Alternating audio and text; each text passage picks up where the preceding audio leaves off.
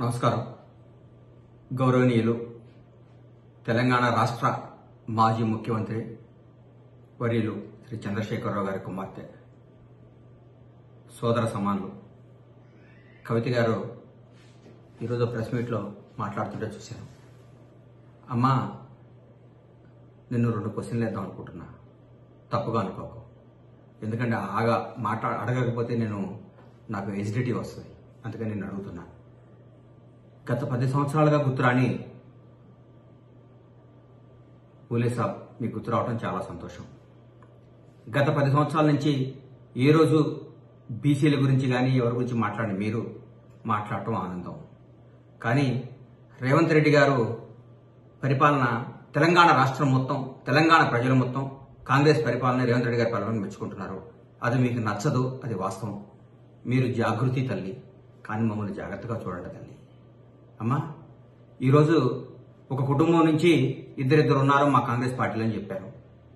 ఏమ్మా, గౌరవ నర్సిరెడ్డి గారు మంత్రి పదవిలో ఉండి ఎన్నో పదవులు అనుభవించి ఆయన ఓ ప్రభుత్వ కార్యక్రమంలో పాల్గొనడానికి పోతే ఆయన్ని, ఆయన కొడుకుల్ని అప్పటి నక్సలైట్లు దారుణంగా చంపేయడం జరిగింది. ఇన్ని రోజుల తర్వాత వాళ్ళ మనవరాలు పదవిలో రావటం తప్ప అమ్మా?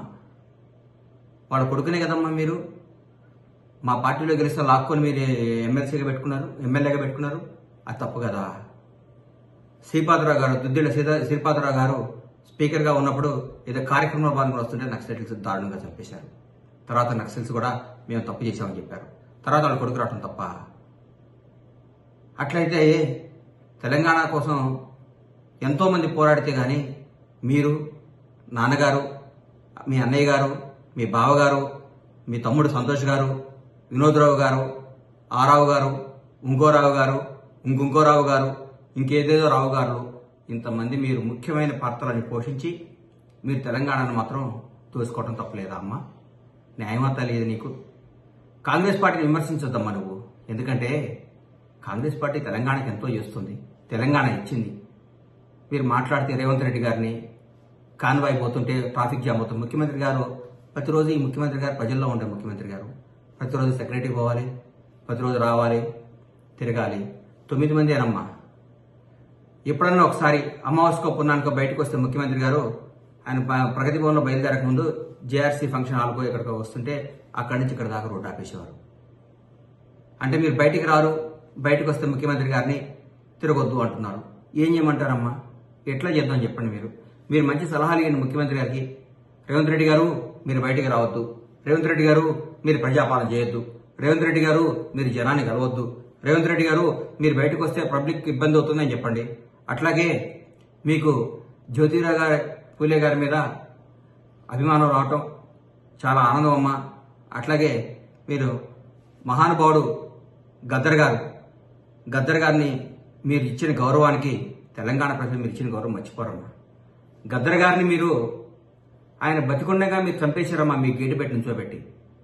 ఆయన చనిపోయినా కూడా గద్దర్ అని మా పార్టీ, మాకు రేవంత్ అన్న, మా కాంగ్రెస్ ప్రభుత్వం బతికించిందమ్మా. తరతరాలు బతికించిందమ్మా. సినీ అవార్డుల పేరుతో, కాలేజీల మీద ఆయన పేరుతో, విగ్రహాల పేరుతో. అది తెలంగాణ ప్రజలందరూ కూడా ఈరోజు దాన్ని గర్వంగా చెప్పుకుంటున్నారు తల్లి. జానారెడ్డి గారు రాజకీయాలు తప్పుకొని ఆయన కొడుకు అవకాశం ఇచ్చారు తప్ప? మీరు ముఖ్యమంత్రిగా ఉన్నట్టుగానే మీరు అన్ని పదవులు అనుభవించి శాసించి ప్రతి ఒక్క మంత్రిని డమ్మీ చేసి అప్పటి హోంమంత్రి మహమూద్ అలీ గారు చెప్తే కానిస్టేబుల్ ట్రాన్స్ఫర్ కూడా కానీ మీరు చేయించారు. మీరు రాష్ట్రాన్ని మీ కబంధాస్తాల్లో పెట్టుకొని రాష్ట్రాన్ని శాసించి, రాష్ట్రాన్ని దోచుకొని, రాష్ట్రాన్ని సర్వనాశనం చేసి 7 లక్షల కోట్ల అప్పులు చేసిన మీరు, కొన్ని వేల ఎకరాల భూమిని బకాసురులాగా మింగేసిన మీరు, ఏ డిపార్ట్మెంట్ లో పోయినా అన్ని లొట్టలు చేసిన మీరు, ఈ రోజు కాంగ్రెస్ ప్రభుత్వాన్ని విమర్శించడం ఎంత మట్టికి న్యాయం తల్లి మీకు? చెప్పమ్మా. నీకు చేతులెత్తి దండం పెడుతున్నా, నువ్వు నమ్మే భగవంతుడు సాక్షిగా, నీ తల్లిదండ్రుల సాక్షిగా, నువ్వు అక్రమ సంపాదన సంపాదించదమ్మా. ఒక ఆడబిడ్డవి నీ మీద లెక్కర్ స్కామ్ రావటం మీ తల్లిదండ్రులకు ఎంత అవమానం అమ్మా. మీ తల్లి ఎంత క్షోభపడి ఉంటుందమ్మా నీ వల్ల. ఆ తల్లి, మహాతల్లి నీ గురించి ఎంత బాధపడి ఉంటుందమ్మా. నేను ఇట్లాంటి బిడ్డను ఎందుకు కన్నానని ఎంత బాధపడి ఉంటుందమ్మా. దండం పెట్టాలనిపిస్తుంది మాకు. అంత ఆ మహాతల్లి కడుపును పుట్టి నువ్వు చేసిన పనులు ఏందమ్మా? లిక్కర్ స్కామ్లు ఎదుర్కొంటావా? ఈ లిక్కర్ అన్యాయాలు చేస్తావా? దోచుకుంటావా? ఆఖరికి నీ మీద ఎంత అసహించుకుంటున్నారంటే ఆఖరికి నీ కన్న తల్లిదండ్రులు కూడా నువ్వు గట్టినింట్లో కూడా అడుగుపెట్టడానికి ఇష్టపడలేదంటే నువ్వు ఎంత దోచుకున్నావో, ఎంత అపఖ్యాతి చేసావో రాష్ట్రాన్ని, రాష్ట్ర ప్రజల్ని, నీ కుటుంబాన్ని ఒకసారి ఆలోచించుకోమ్మా. నీకంటే పెద్దవాడిగా చెప్తున్నా, నీ అంత డబ్బు లేకపోవచ్చు, నీ అంత అధికారం లేకపోయి ఉండొచ్చు, నీ అంత జనబలం లేకపోవచ్చు, నీ అంత ధనబలం లేవచ్చు. ఒక సామాన్యుడు నీకు చెప్తున్నానమ్మా, కాంగ్రెస్ ప్రభుత్వం అద్భుతంగా చేస్తుందమ్మా. ఓపిక పట్టమ్మా. నువ్వు బీసీల కోసం, నువ్వు ఎస్సీల కోసం, నువ్వు ఎవరి కోసం నువ్వు నీ త్యాగాలు అవసరం లేదమ్మా మాకు. నువ్వు రెస్ట్ తీసుకోమ్మా. ఎంపీగా ఓడిపోతే ఏడ్చి అల్లకొలలు తీసి ఇంట్లో గొడవ చేసి అన్నం తినుకొని ఎమ్మెల్సీ లాక్కొచ్చుకున్నావు అమ్మా. నువ్వు ప్రజల్లో నువ్వు ఎక్కడున్నావు తల్లి? ఎక్కడున్నావు నువ్వు? ఏం చేసావు నువ్వు ప్రజల్లో? నువ్వు ఎవరికి ఏం చేసావు? తప్పు. ఇది చాలా తప్పు నువ్వు మాట్లాడుతుంది. ప్రతిరోజు నువ్వు ఒకరోజు ప్రెస్ మీట్ పెడతావు, ఒకరోజు కేటీఆర్ గారితో ప్రెస్ మీట్ పెట్టిస్తావు, ఒకరోజు హరీష్ రావుతో ప్రెస్ మీట్ పెట్టిస్తావు. ఏందమ్మా ఈ కన్ఫ్యూజన్? ఒకే రోజు ముగ్గురు కూర్చొని పక్క కూర్చొని ప్రెస్ మీట్ పెట్టండి, మీరు మాట్లాడండి. ఈ జనం డిస్టర్బ్ అయిపోతున్నారమ్మా మీ వల్ల, ఇబ్బంది పడుతున్నారమ్మా మీ వల్ల, చాలా బాధపడుతున్నారమ్మా. నాకైతే జాలేస్తుందమ్మా నేను చూసి. ఈ 10 ఏళ్ళు మాత్రం నువ్వు అడగవా? ఈ 60 రోజుల్లో నీకు అందరి మీద, బీసీల మీద, జ్యోతిరావు పూలే గారి మీద, రకరకాల కొండా లక్ష్మణ్ బాపూజీ గారు మీ కుటుంబానికి ఇల్లు ఇస్తే ఆ కుటుంబాన్ని మీరు ఏం చేశారమ్మా? మీరు పట్టించుకున్నారమ్మా? రేవంత్ రెడ్డి గారు ఆంధ్రజ్యోతి రాధాకృష్ణ గారి ఇంటికి పోయిండి ఒక ముఖ్యమంత్రి హోదాలో అన్నాడా? మీ నాన్నగారు ఎన్నిసార్లు మీ బినామీ అయిన ప్రతిమా శ్రీనివాసరావు ఇంటికి పోయిండమ్మా? పోలేదా? ప్రతిమా శ్రీనివాసరావు ఇంటికి పోలేదా? ఆయన ముఖ్యమంత్రి రాకముందు నేను మీ ఇంటికి వస్తా సార్ అని చెప్పిపోయిండు. ఆయన మర్యాద అది. ఆయన రిసీవ్ చేసుకున్నారో రిసీవ్ చేసుకోలేదో ప్రపంచానికి తెలుసమ్మా. నువ్వు మాట్లాడితే ఒక క్రమబద్ధంతో మాట్లాడమ్మా, ఒక మంచి పాయింట్ తీసుకొని మాట్లాడమ్మా, ప్రజలకు ఉపయోగపడేది మాట్లాడమ్మా. రేవంత్ రెడ్డి గారు పోతుంటే ట్రాఫిక్ ఎక్కువ అవుతుంది, రేవంత్ రెడ్డి గారు పోతుంటే అది అవుతుంది, ఆటో డ్రైవర్లు. ఒక పని చేయండి అమ్మా, మీరు చెప్పండి, ఫ్రీ బస్సు మీరు బంద్ చేయండి, ఉచిత బస్సు, స్త్రీలకు ఉచిత ప్రయాణం వద్దు అని మీ పార్టీ నుంచి ఒక మెమోరాండం ఇప్పియండి. మీరు స్త్రీలకు వద్దని చెప్పండి. మీరు బస్సు ఆటోలు అంటున్నారు కదా, స్త్రీలకు ఉచిత ప్రయాణం వద్దు అని మీరు మీ పార్టీ తరఫు నుంచి మీరు కేటీఆర్ గారు అందరు కలిసి మాట్లాడండి, వద్దని చెప్పి మరి మాట్లాడే ముందు ఒకసారి ఆలోచించుకొని మాట్లాడతల్లి. ఎట్లా పడితే అట్లా మాట్లాడకమ్మా. మాట్లాడితే రేవంత్ రెడ్డి గారు ఆయన కూడా దొరికిండు. ఎందుకంటే అందరూ దాక్షపండు పుల్లన, నువ్వు ముఖ్యమంత్రి, కేటీఆర్ గారు ముఖ్యమంత్రి, మీ ఇంట్లో వాళ్ళు ముఖ్యమంత్రి, మీరు దోచుకోవాలో మీరు ఏదో చేసుకోవాలనుకున్నారు. ప్రజలు దాన్ని తిరస్కరించారు. ఒక ప్రజానాయకుడిని, ప్రజాబలం ఉన్న నాయకుడిని, కాంగ్రెస్ పార్టీని, రేవంత్ రెడ్డి గారిని ముఖ్యమంత్రి చేశారు, బ్రహ్మాండంగా చేశారు. మా మంత్రులందరూ ఈరోజు బ్రహ్మాండంగా పనిచేస్తున్నారమ్మా, స్వేచ్ఛా వాయువుతో పనిచేస్తున్నారమ్మా. నేను మాట అన్నాడు రేవంత్ రెడ్డి గారు, గుర్తుపెట్టుకోండి.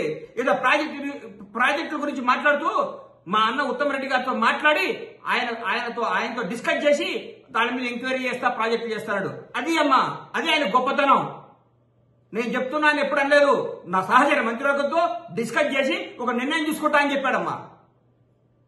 కవితమ్మా, నీకు చెప్తున్నామ్మా, దయచేసి ముందు స్కామ్ నుంచి బయటికి రా, క్లీన్ చిట్ తెచ్చుకో, మంచిగా రెస్ట్ తీసుకో, ప్రజల్లో ఏం తప్పు చేసామని తెలుసుకోండి. అప్పుడు మాట్లాడితే ప్రెస్ మీట్ డబ్బుండగానే గూగుల్ పే చేసి ప్రెస్లు పెడితే కాదమ్మా, అన్ని పంపించడం కాదమ్మా. ప్రజల కోసం మాట్లాడండి, ప్రజా సమస్యల కోసం మాట్లాడండి. మీరు 10 ఏళ్ల నుంచేమో లాలించి పాలించి జోలించి దోసుకొని ఆసుకొని కాసుకొని మోసుకొని ఆసుకొని వేసుకున్నారు. 10 రోజులు మేము సెట్ చేసుకోకుండా వరెవరెవరెవరని తొందర. ఎందమ్మా ఈ తొందర మీకు? వద్దు, చేతులకి దండం పెడుతున్నాను, తొందరపడకమ్మా. మీరు ప్రెస్ మీట్ పెడితే జనం ఎదురు చూడాలమ్మా. మీరు మాట్లాడితే జనం ఏం మాట్లాడింది అనుకోవాలమ్మా. అసహించుకుంటున్నారు మిమ్మల్ని, గుర్తుపెట్టుకో. జనం ఏందా పొద్దునే లేసి ప్రెస్ మీట్లని ఏంది టార్చర్ ఏందమ్మా జనానికి? దయచేసి టార్చర్ పెట్టకమ్మా. ధన్యవాదాలు.